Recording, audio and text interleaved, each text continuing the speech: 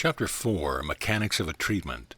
Whatsoever a man soweth, that shall he also reap. Galatians 6:7.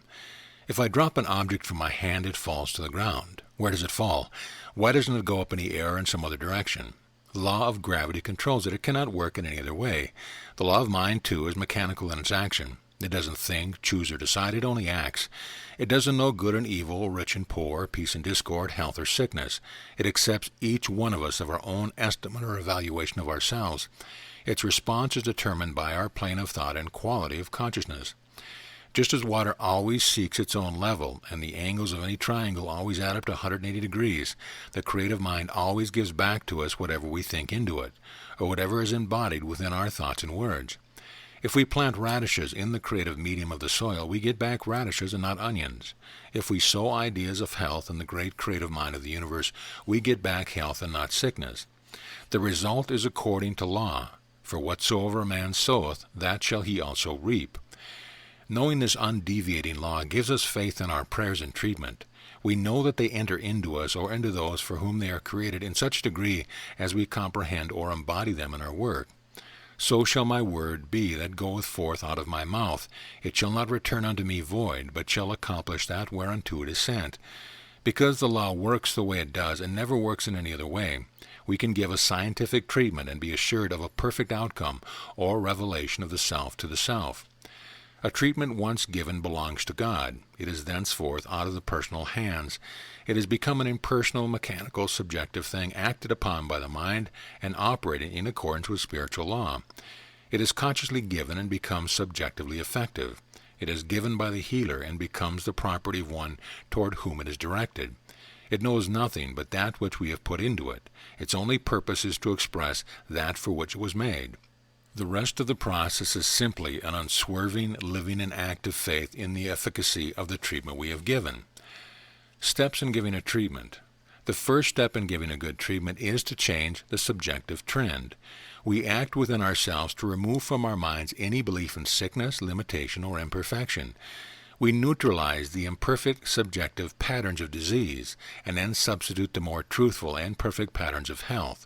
In other words, we nullify or negate the physical manifestations of disease by a greater realization of health. The metaphysician calls this process separating the belief from the believer. Disease, like any other form of evil, is not person, place, or thing. It isn't an entity. It has no power of its own.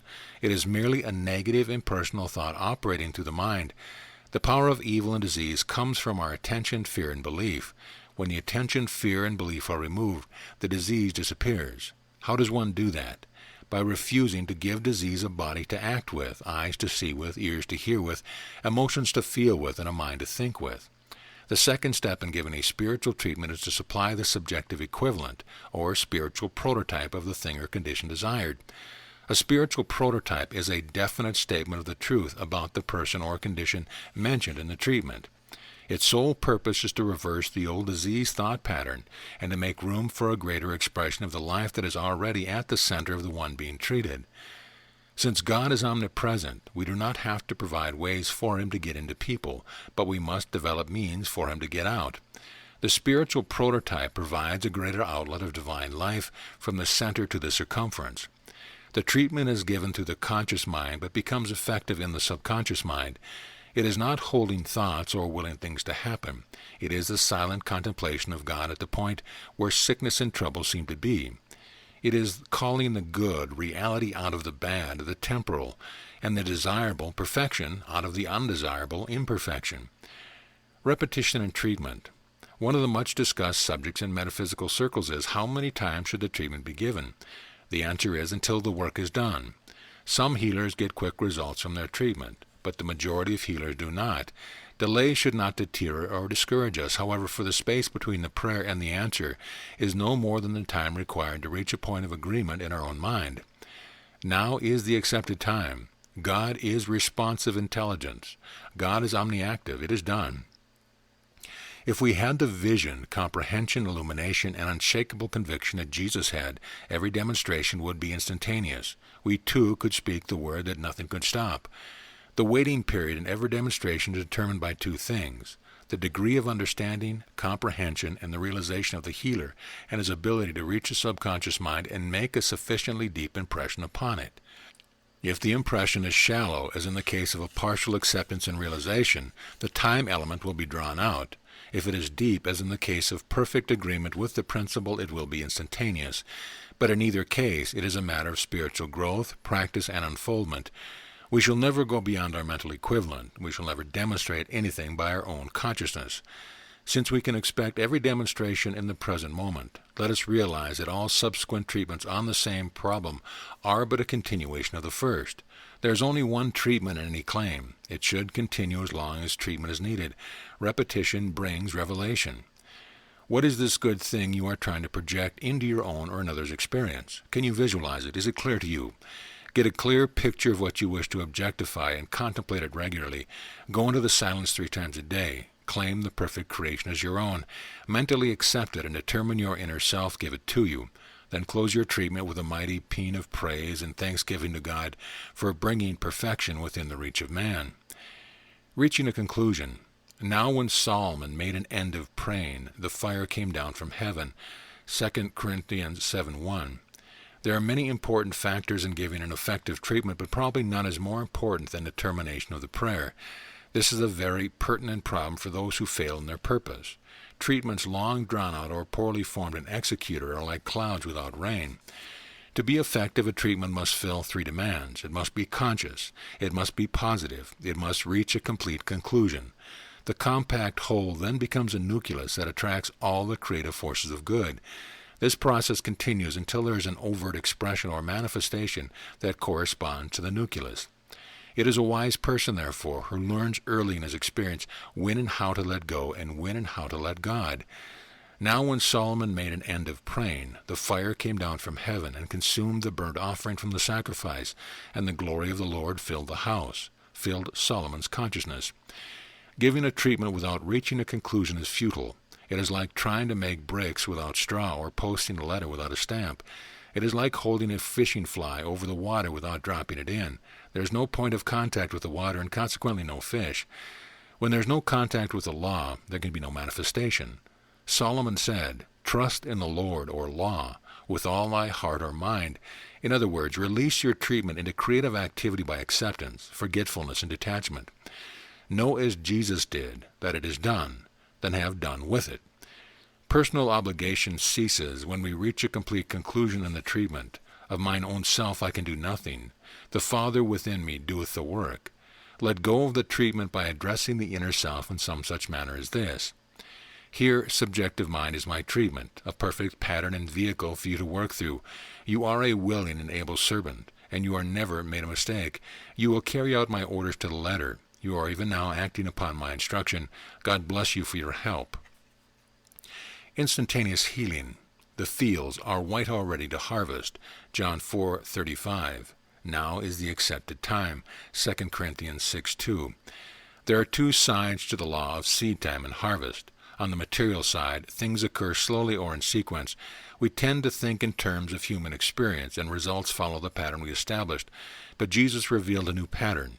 Say not ye, there are yet 4 months, and then cometh the harvest? Behold, I say unto you, lift up your eyes and look unto the field, for they are white already to harvest.